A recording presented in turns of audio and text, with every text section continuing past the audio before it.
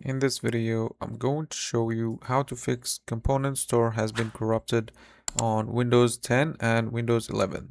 So this should work for both.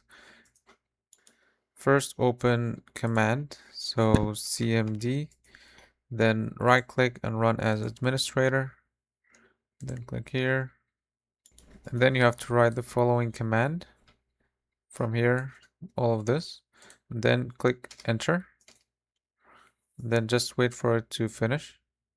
And then once it finished running, you can close the command and then open search and then type in system configuration.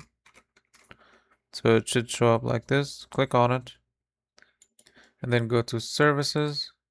Then now we want to uncheck all of these. So click here. So this will basically hide all Microsoft services. So now we're only disabling these. So make sure you tick this and then click disable all, and then click on apply, and then go to the startup. So you can go to startup here, go from here, then go to open task manager, or you can just go from here to task manager. So this will open the task manager for you. Okay, now we want to disable all programs, like for example Canva. We want to disable it, just right click and then click disable. Then do the same thing for other programs. And then go back and open CMD. Right click, run as administrator. And then you have to enter the following command. So this one. And then click enter. So this will run. Just let it run.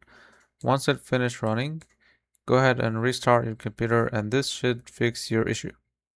Now, if you tried this and you're still facing the same errors, then what you should do is go to Microsoft Security. So just type in here, type in security.